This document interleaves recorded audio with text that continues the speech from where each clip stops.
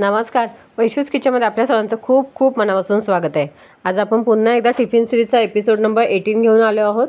त्यासाठी आपण बनवणार आहोत पालक पनीर चीज पराठा म्हणा, डोसा म्हणा, तुम्हाला जे आवडेल ते म्हणू शकता। इथे ब्लांच केलेला पालक घेतलेला आहे मिक्सरच्या भांड्यात, त्याच्यात टाकलेला आहे कांदा एक छोट्या साईजचा, आलं लसूण आणि थोडेसे काजू टाकलेले आहेत आणि छान अशी प्युरी तयार करून घेतलेली आहे।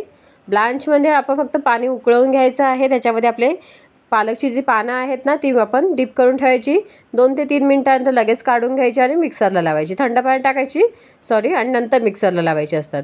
त्यानंतर आता ह्यातली बाकीची पेस्ट काढून घेतली आणि जेवढं आता पाहिजे ना तेवढी पेस्ट घेतलेली आहे। त्याच्यामध्ये टाकलेलं आहे गव्हाचं पीठ 1 वाटी भरून छोटा आणि चवीनुसार मीठ, थोडंसं पाणी टाकलेलं आहे आणि छान असं मिक्सरला इथे पुन्हा एकदा फिरवून घ्यायचं आहे की मस्त इथे कलर बघा किती सुंदर आलाय ना। आणि याचं मस्त थिकनेस वगैरे बघा अशाच पद्धती, जास्त थिकही नाही करायचं, जास्त आपण पातळही नाही करायचं आहे, या कन्सिस्टन्सीमध्ये ठेवलेलं आहे। तुम्ही आता ह्या कन्सिस्टन्सीमध्ये पण मी तुम्हाला दाखवणार आहे आणि थोडंसं तुम्हाला असं वाटतं ना की पातळ असेल की त्याच्यामुळे व्यवस्थित येणार नाही, फक्त ह्या कन्सिस्टन्सीमध्ये बनवलं ना तर थोडेसे पातळ म्हणजे सॉफ्ट होतात आपले हे पोहे, खूपच सॉफ्ट होऊन जातात। त्यामुळे जर तुम्हाला थोडंसं क्रंचीनेस वगैरे यायला पाहिजे असेल ना तर तुम्हाला अजून एक मी ट्रिक सांगते कशासाठी करायचं। आता इथे मी टाकलेलं आहे 1 छोटा चमचाभर जिरं आणि नंतर मस्त असं मिक्स करायचं आहे। आता एका साईडला मी फ्राय पॅन आपण गरम करायला ठेवलेला आहे, जो डोशाचा पॅन असतो तो, त्याला आपण ब्रशने ऑइल लावून घ्यायचं आहे। मस्त असं सॉफ्टही होतो आणि क्रिस्पी करायसाठी पण अजून एक ट्रिक सांगते, फक्त मी ती मध्ये थोडीशी विसरली म्हणजे शूट केला पण त्याच्यामध्ये कुठं पण ना गायब झाली काय माहिती, कधी कधी होतं असं घाई गडबडीमध्ये। आता बघा हे मिश्रण जे आपण मस्त तवा गरम झालेला आहे, मिश्रण आपलं तयार आहे। पुन्हा एकदा थोडंसं ढवळायचं आहे आणि आपण पॅनवर 1 चमचाभर जो आपला डाळीचा हे असो ना चमचा असो त्याच्याने मी टाकलेला आहे आणि साईडने हलकंसं पसरवते आहे अशा पद्धतीने। बाकी आपल्याला चमच्याचं वगैरे असं पसरवायची गरजही नाही, आपोआप ते पसरलं गेलेलं आहे व्यवस्थित। आणि थोडंसं मस्त सुकल्यानंतर आपण साईडच्या चमच्याच्या साह्याने आपण काविलतेच्या साह्याने साईडच्या कडा मोकळा करून घेते मी सगळ्या साईडने हलक्या हाताने। आता इथे सॉफ्ट आहे, तुम्हाला वाटत असेल इथे चिकटलं नाही आहे, पण व्यवस्थित आपलं शेकलं गेलं पाहिजे आणि फक्त म्हणून साईडला आपल्या कडा वगैरे सगळ्या मोकळा करून घेतलेला आहे। हा आता इथे पनीर जो किसलेला आहे तो स्प्रेड करते वरती अशा पद्धतीने व्यवस्थित सगळीकडे स्प्रेड करून घेतलेला आहे आणि त्यानंतर आपण याच्यावर चीजही स्प्रेड करून घेणार आहोत।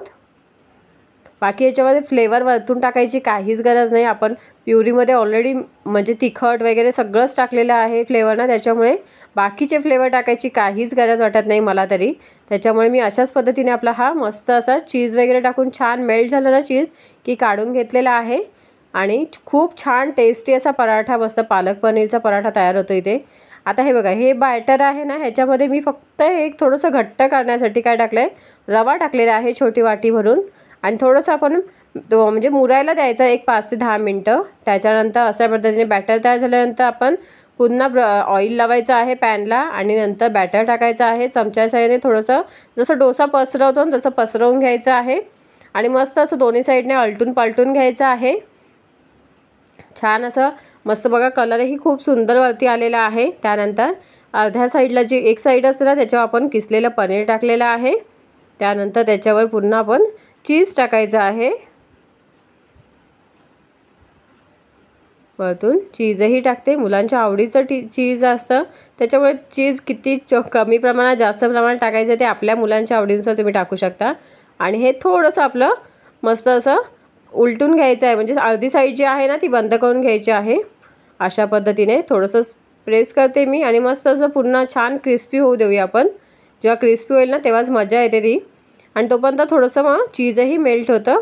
आणि अशा पद्धतीने मी सगळे काढून घेतलेले आहेत पराठे, हे लिक्विडवाले मस्त असे इन्स्टंटवाले खूप भारी लागतात। आता टिफिनमध्ये आपण भरायला घेऊया, मस्त असं टिफिनमध्ये मी 2 पराठे दिलेले आहेत, ह्याच्याबरोबर कसलीही गरज लागत नाही, सॉसची ना कसली काही गरज लागत, असेच खूप भारी लागतात। आणि हा फायनल लुक बघा किती भारी वाटतोय ना, तुम्हालाही नक्कीच आवडेल आणि तुमच्या मुलांना नक्की करून द्या असा हा हेल्दी पराठा। कसं वाटलं मग आजचा हा व्हिडिओ, आजची ही रेसिपी? आय होप आवडली असेल. आवडल्यास लाईक शेअर सबस्क्राईब. थँक्यू.